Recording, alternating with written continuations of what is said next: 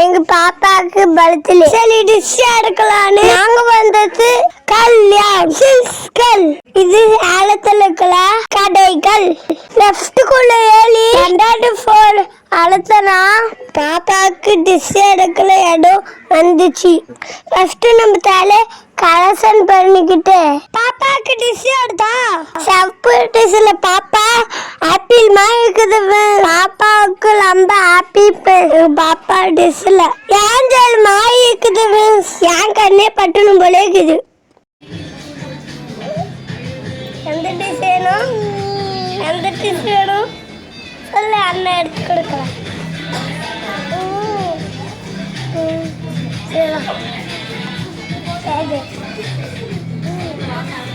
அடுத்து ஒரு டிஷ்ஷா வச்சு காமிச்சா எங்க பாப்பா பிடிக்காத டிஷ்ஷ தள்ளி விட்டுச்சு. அதுக்கு டிஷ் பிடிச்சிருந்தா சிலிக்குது. அந்த சிலிப்பை ஒரு நாள் ஃபுல்லா பார்க்கல.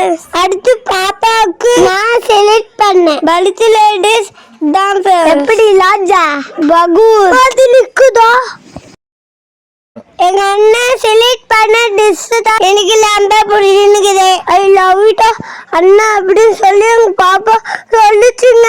செலிடா பட்டு அப்படின்னு சொல்லி தூக்கி வச்சுக்கணுங்க எங்க பாப்பாவா. ஆனா எந்த டிஷ் எடுத்து கொடுங்கண்ணா அப்படின்னு எங்க பாப்பா சொல்லிச்சு.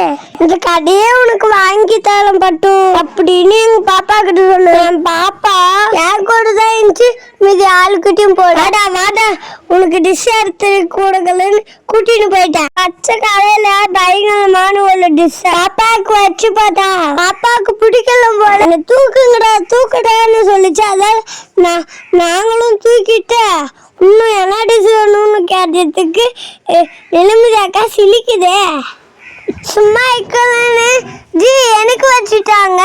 அந்த டிஷ் வச்சு பார்த்தா அடி கையில 4 கிலோமீட்டர் தள்ளி நிக்கணும் போல. நாளைக்கு பாப்பாக்கு பர்த்டே, அதுக்கு வந்து டிஷ் எடுத்து நிற்கணும். எப்படி எப்படி செலப்ரேஷன் போகுதுன்னு உங்களுக்கும் வீடியோ பிடிச்சி அனுப்பலாம். எங்க பாப்பாக்கு எடுத்த ஒவ்வொரு டிஷ்ஷா எனக்கு வச்சு பார்த்தோம். திடீர்னு கடையில நம்ம சேனல் சப்ளைஸ் வளர்த்தவங்க வந்துட்டாங்க. வந்து என் கூட ஒரு போட்டோ எடுத்து ஆகணும்னாங்க. அவங்களுக்கு ஒரு போட்டோ கொடுத்துட்டு கிளம்பிட்டோம். மறுபடியும் லெஃப்ட் ஃபர்ஸ்ட் டைமா நானும் எங்க பாப்பாவும் போனோம்.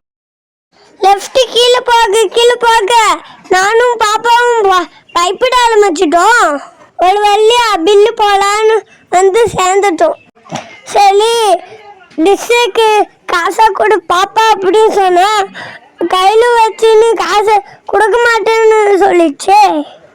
ஒரு வழியா காசை கொடுத்துட்டு டிஷ் எடுத்துன்னு கிளம்பிட்டோம். அவ்வளோதான் வீட்டுக்கு போய் பாப்பாவோட இடத்துல வந்து செலிப்ரேஷன் பண்ண வேண்டியதுதான். சரி பாப்பா நம்ம சப்ளைஸ்க்கெல்லாம் பாய் சொல்லு. Bye friends.